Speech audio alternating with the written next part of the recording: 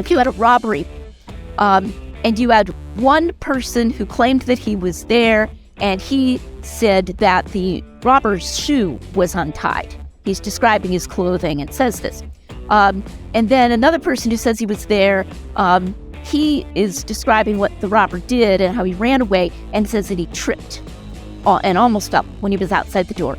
And so the man who mentions the shoelace doesn't mention the tripping, and vice versa. That points to truth, because neither of them appears to be attempting to complete or complement what the other one said. Okay, so there's your undesigned part. It appears undesigned.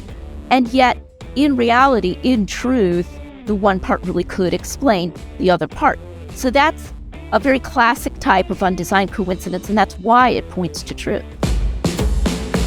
Unapologetic from Premier Unbelievable. Lydia, why is it important that the Gospels are defensible as historical documents, do you think? Well, so much depends on them. If we have any original source documents, as historians say, of the life and teaching of Jesus, they and the book of Acts, there's a scene with Jesus at the very beginning, they're it.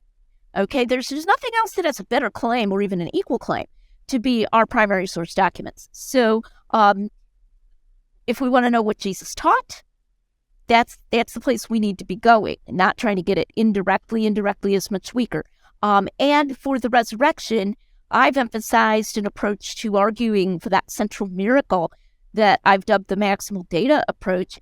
And I think it's important to be able to argue that the gospel authors didn't just add stuff for apologetic purposes. They didn't say, I'm going to have Thomas touch Jesus because, we need that. We want that in there. I'm just going to make that up.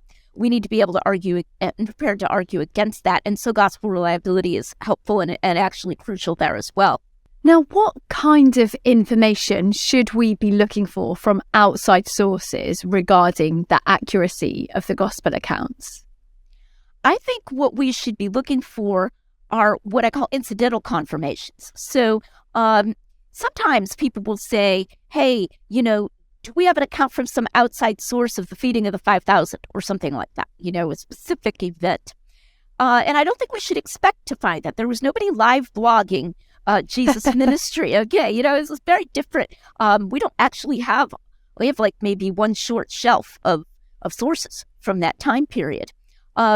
So what we should be looking for, and in fact do find, are these little things. The name of some obscure ruler, or a matter of geography that's mentioned in passing in the gospel, that kind of thing.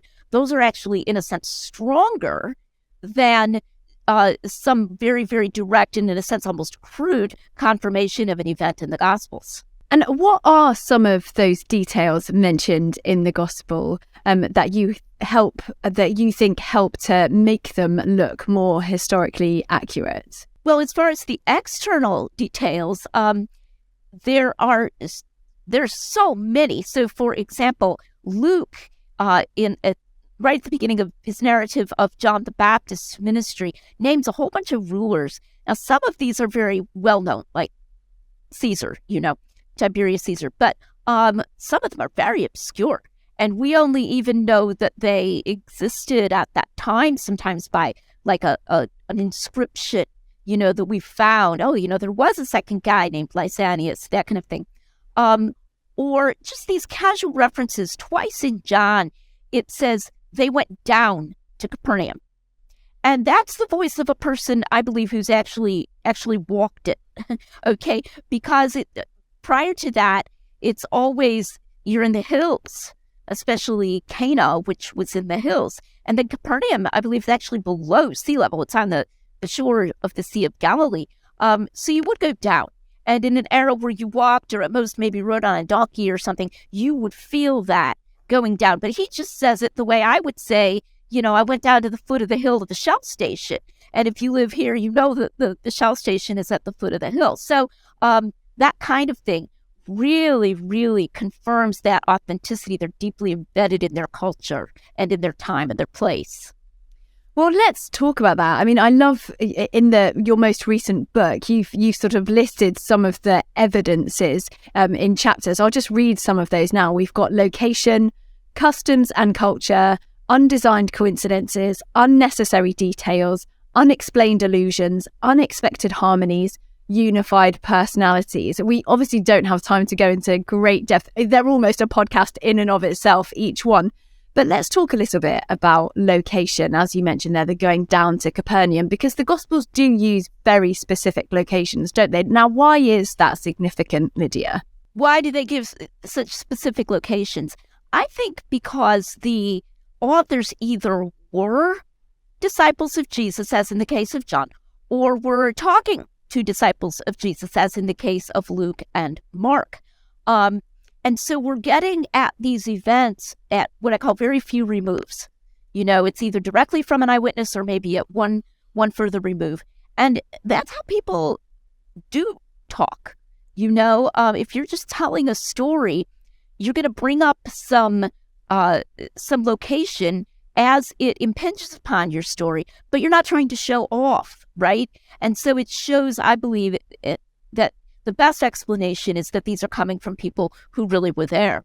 And why would it have been difficult, do you think, for the Gospel authors to fake that geographical knowledge? Well, sort of like what I said about not live blogging, similarly, no Wikipedia, no Google, or not even, as I remember from my youth, an atlas. Nobody uses an atlas anymore. We all do it online.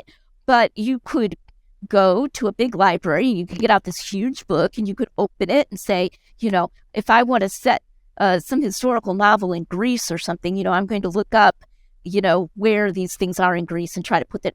There's nothing comparable to that. It's not even possible to research in the way that it has been possible to research even for the last 100 years in the West. Was not available to them. So that would be very hard. And they get hard things right. They're even more in Acts, because Acts goes beyond the land of Palestine. It goes, out all around the rim of the Mediterranean. But even within the Gospels, including Luke, written by that same author, there are just so many things that you would just not be able to go look up somewhere. You would have to just know. Now, what are some of the cultural customs that the Gospel writers include, and why are these important?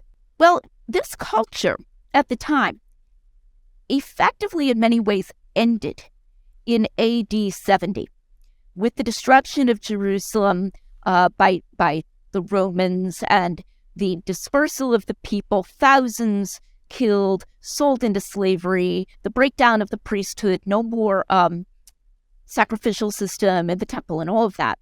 And so what we find the gospel sort of walking with extreme confidence throughout this complex cultural situation where you've got the Jewish leaders and they have their own temple guards and they can levy certain taxes. And then you have the Romans, they have their soldiers and they levy, different taxes and so forth.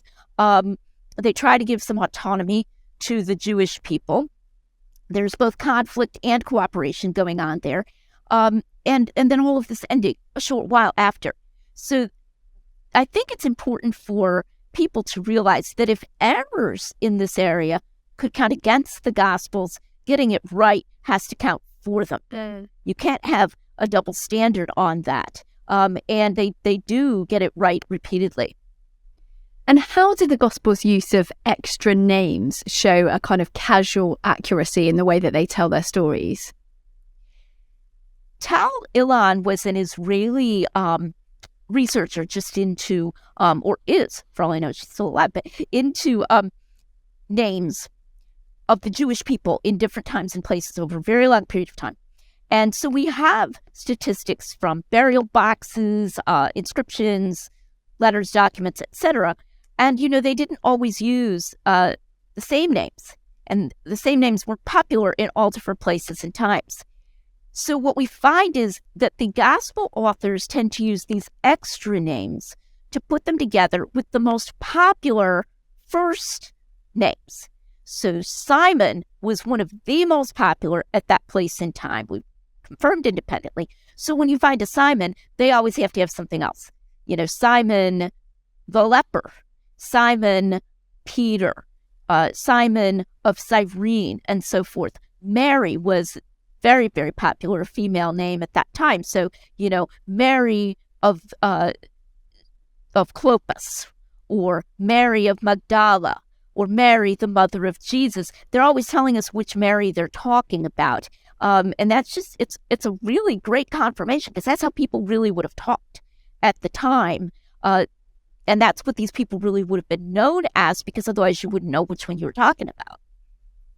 Now, Lydia, you've written in great length about undesigned coincidences in another one of your books, but just very briefly, what are undesigned coincidences, and why do you think they point to the veracity of the gospel accounts?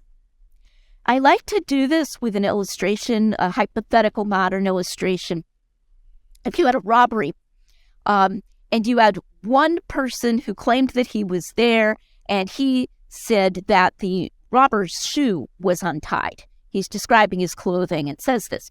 And then another person who says he was there, he is describing what the robber did and how he ran away, and says that he tripped and almost fell when he was outside the door.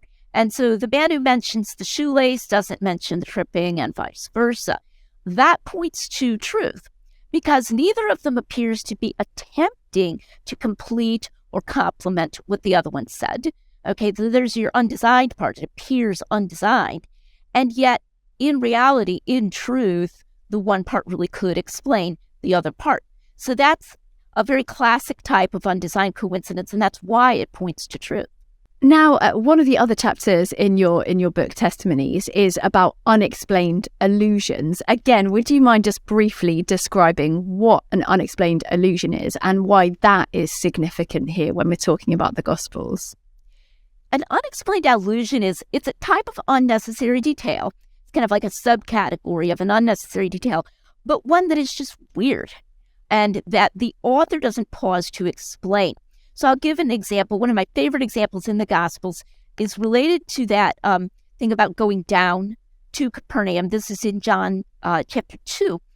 And it says he and his mother and his disciples and his brothers went down to Capernaum, and they stayed there for a few days. Full stop. Period. Okay, it doesn't tell what they did when they were there. It's like a throwaway verse in between the story of the wedding at Cana and the story of the cleansing of the temple there at that Passover that was coming up. We don't know why they stayed there for a few days or what the purpose was of their visit. Now, that's the kind of thing that if you're looking at your audience all the time, so always got an eye on the impression that you're making, you're likely to edit out. You're likely to say to yourself, that's just going to be distracting. It's got no purpose. Either I need to explain more about what this is all about, or I need to drop it. A good writer would do that. But a speaker, and especially a person just telling memoirs as he remembers them, kind of an oral history type of thing, is more likely to put something like that in and leave it there, because it's very unstudied. It's very unself-conscious. And so that's why I think unexplained allusions like that are such good evidence of truthfulness in the gospel narratives. Lydia, I suppose one of the reasons why skeptics might say that the Gospels actually aren't reliable is some of these apparent contradictions between the different Gospel stories. Now, what are some of those contradictions, and how do you personally think they can be reconciled and therefore not pose an issue when it comes to the historical reliability of the Gospels? There are, of course, innumerable ones. And one thing that I encourage people to do is to see alleged contradictions in categories. So not to think of it as an infinite line going off into the distance and, here's another one, here's another one, here's another one, type of thing. But to put them in categories. So, for example, arguments from silence, like it's supposedly a contradiction, that the synoptic gospels don't mention Jesus saying, before Abraham was, I am. Well, that's not a contradiction. It's just that they don't mention it, or a situation where one gospel might mention 2 angels at the tomb, and another gospel might mention only 1. And that you just kind of realize, well, that doesn't matter. Maybe only one of them spoke, right? And then other things like, I call them over readings. So here would be an example in the resurrection narratives. Matthew goes immediately after the story of the guard at the tomb to the disciples going to Galilee. So, he's told about the resurrection and the women coming to the tomb. And then he goes into the guard at the tomb story. And then he goes right away, the 11 proceeded to Galilee. And you might gather from that, you might think from that the 11, which are Jesus' main male disciples at that point, never saw Jesus before they went to Galilee. Because then he proceeds to tell about them seeing Jesus in Galilee. And then you find over in Luke and in John, they had like a whole week in Jerusalem, and they saw Jesus, according to John, twice in Jerusalem. Luke mentions one time in Jerusalem. So skeptics definitely like to make a big contradiction, out of that. But you say to yourself, okay, I need to be ready to revise my initial impression. This happens in non-religious documents as well, by the way. You might get a first impression, but then you should be flexible enough in mind as a good historian to revise that first impression rather than, being rigid about that initial reading that you had and then saying that cannot be changed. That has to remain unchanged. That would actually be a poor approach. So in this case, we say, okay, you might gather from Matthew that they didn't see him in Jerusalem, but Matthew doesn't actually say that.